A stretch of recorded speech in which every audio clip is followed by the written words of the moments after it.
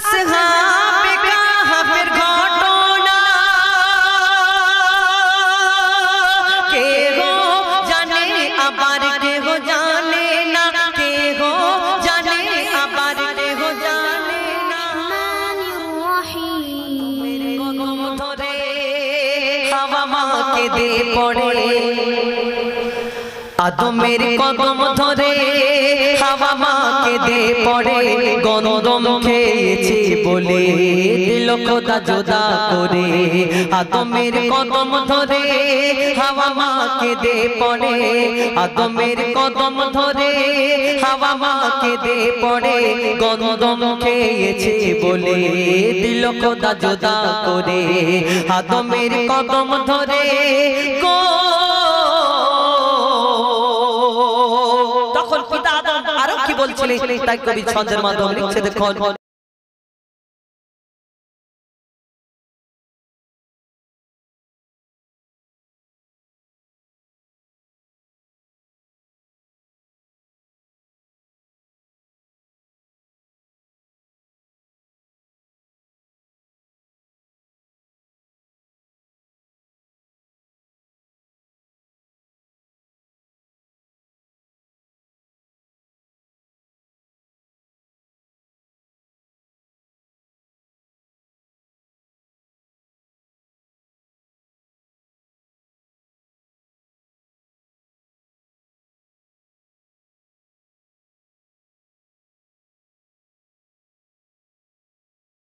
বলছে জান্নাতি পোশাক কেড়ে দুনিয়ায় দিল ছেড়ে, দুজনকে দুই কিনারে, দুজনকে দুই কিনারে।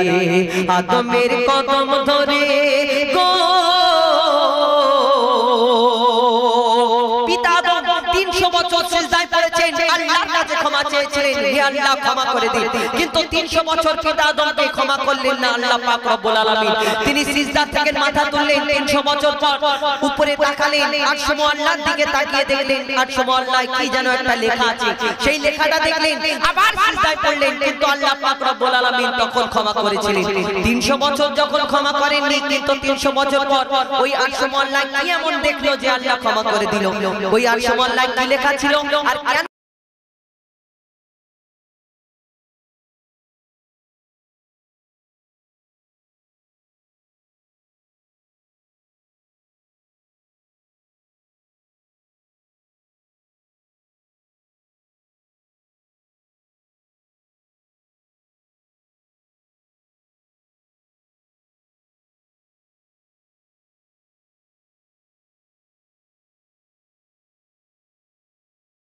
লেখা খোদার পাশে, কার নাম লেখা চেয়ে দেখি ওই আদর্শে, কার নাম লেখা খোদার পাশে, লা ইলাহা রে পাশে মোহাম্মদ রাসূল জুড়ে, লা ইলাহা রে পরে মোহাম্মদ রাসূল জুড়ে গো।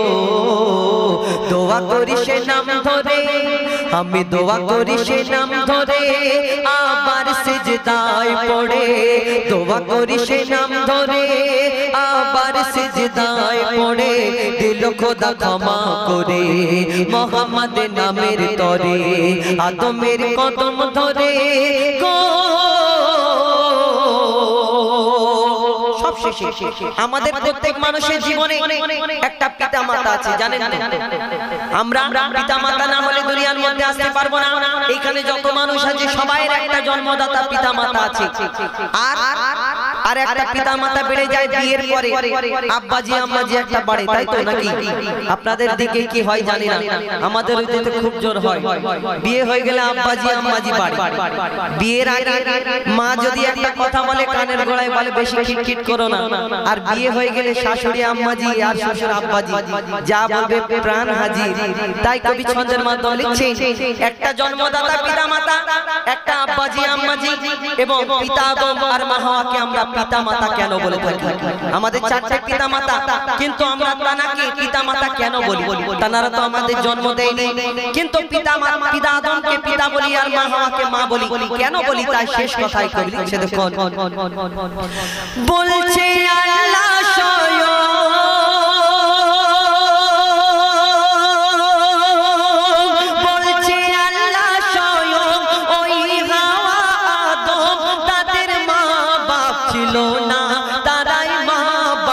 প্রথম, তাদের মা বাপ ছিল না, তারাই মা বাপ প্রথম।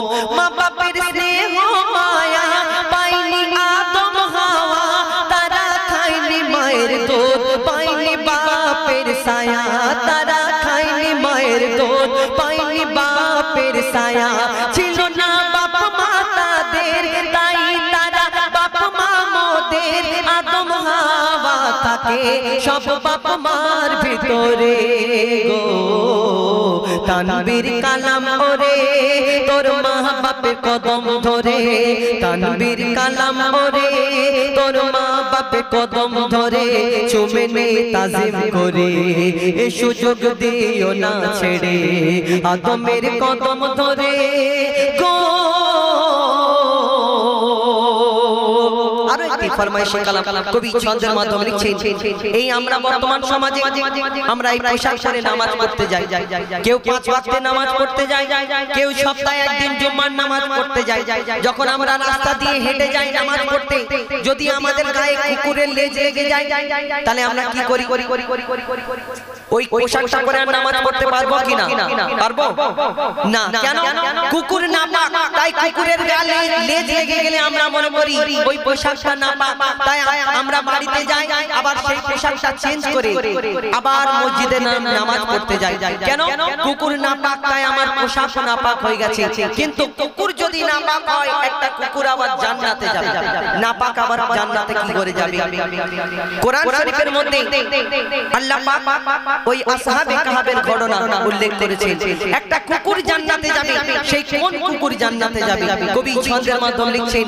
এবং এই দুনিয়ার মধ্যে এখন বর্তমান সমাজে পশ্চিম বাংলায় মানুষকে বড় অত্যাচার করা হচ্ছে। শুধু পশ্চিম বাংলা নয়, ভারতবর্ষ নয়, পুরো বিশ্বেতে মুসলমানদের প্রতি অত্যাচার করা হচ্ছে। বলে ইসলাম ছেড়ে দাও। আমাদের ওই পশ্চিম বাংলার বাইরে বাইরে দেখবেন ফেসবুক, হোয়াটসঅ্যাপ প্রত্যেক সময় ভিডিও আসছে যে আমাদের অস্ত্র ঠেকানো হচ্ছে, বলে কলমা ছেড়ে দাও। আর একটা কি বলতে বলছে জানেন তো? ওটা বলতে বলছে না বললে আমাদের মারা হবে। কিন্তু একটা এমন দিন আসবে এই দুনিয়ার মধ্যে, ভারতবর্ষ নয়, পশ্চিম বাংলা নয়, দুনিয়ায় প্রত্যেক মানুষ মুসলমান হয়ে যাবে, একটা বিধর্মী থাকবে না। সেদিন কোন দিন? ঈসা নবী যখন দুনিয়ার মধ্যে আসবেন। আর ঈসা নবী যখন দুনিয়ার মধ্যে আসবেন, কোথায় আসবেন? আপনাদের কালেরাই না আমাদের মিডিয়া পুরুষ। এবং তার হাতে কি থাকবে? কোন অস্ত্র থাকবে? এরা যেমন অস্ত্র ঠেকাচ্ছে না, এখন তো মেশিনে যোগ বলবে এই গুলি করে দেবো, নয় কলমা পড়ো, এরকম বলবে। তো ঈসা নবী যখন আসবে, কোথায় নামবেন এবং তার হাতে কি থাকবে? ছোট্ট একটা ঘটনামূলক কালাম কবি ছন্দের মাধ্যমে লিখছে, দেখুন।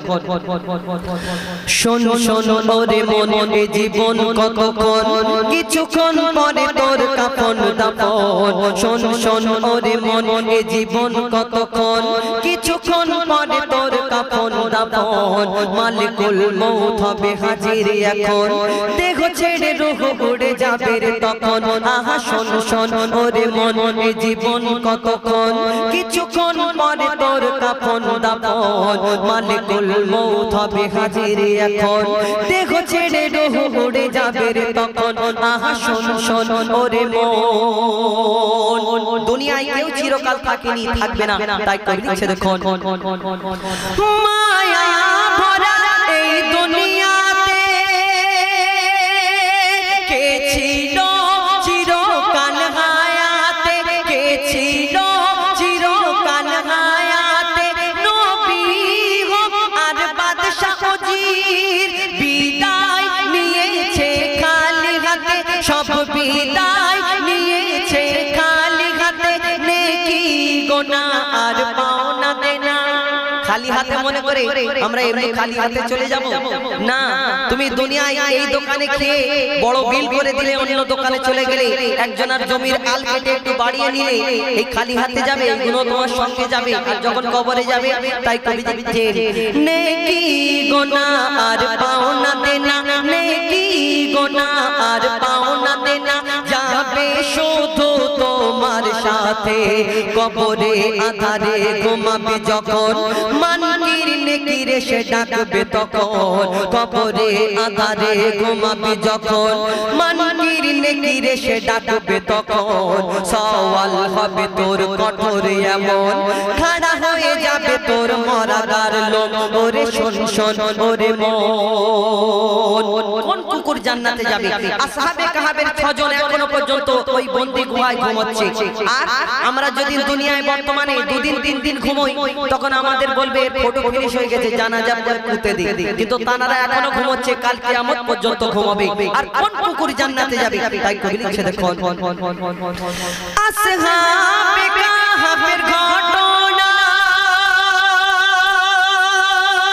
কে গো জানে আবার কে গো জানে না কে গো জানে আবার কে গো জানে না আধার পাহাড়ের একটি গুহায় 6 জন মানুষ আজ জ্যান্ত ঘুমায় 6 জন মানুষ আজ জ্যান্ত ঘুমায় তাদের ছিল এক পোষা কুকুর সে দিত পাহারা রাত দুপুর দিত পাহারা রাত দুপুর তারা আছে হায়াতে এই দুনিয়াতে কারা সেই আসহাবে কাহাবে তারা আছে হায়াতে এই দুনিয়াতে ঘুম ভাঙবে তাদের কিয়ামতে নির্জন নিঝুম নিরালা গুহায় 6 জন একসাথে আরামে ঘুমায় ওয়াদা করেছে খোদা দয়াময় কুকুরের সাথে জান্নাতে এরা যাবে নিশ্চয় ওরে শোন শোন ওরে মন শেষ কথা ঈসা নবী যখন আসবেন তার হাতে কি থাকবে না তিনি কোথায় নামবেন তাই কবি লিখছে দেখো চৌথা আকাশে ঈসা নবী হায়াতে আছেন তিনি জানি সবই হায়াতে আছেন তিনি জানি সবই আসবেন তিনি আবার এই ধরাতে আর নামবে কোথায় নামবেন নামবেন মসজিদে আকসাতে নামবেন মসজিদে আকসাতে করবেন তিনি ইসলাম প্রচার শেষ হবে বেদিনদের অত্যাচার শেষ হবে বেদিনদের অত্যাচার না তীর থাকবে না থাকবে তলোয়ার তবে কি থাকবে না তীর থাকবে না থাকবে তলোয়ার না তীর থাকবে না থাকবে তলোয়ার কোরআন হবে তার হাতে আর কোরআন হবে তার হাতে আর হিন্দু ইহুদি বৌদ্ধ খ্রিস্টান দলে দলে হয়ে যাবে মুসলমান হিন্দু ইহুদি বৌদ্ধ খ্রিস্টান দলে দলে হয়ে যাবে মুসলমান আল্লাহ দেবে তার এত সম্মান কার সেই ঈসা নবী আল্লাহ দেবে তার এত সম্মান নবীজির পাশে হবে তার কবরস্থান ওরে শোন শোন ওরে মন জীবন কতক্ষণ কিছুক্ষণ পরে তোর কাফন দাফন মালিকুল মউত হবে হাজির এখন দেহ ছেড়ে রূহ উড়ে যাবে রে তখন ওরে শোন শোন ওরে মন আহা শোন শোন ওরে মন ওরে শোন শোন ওরে মন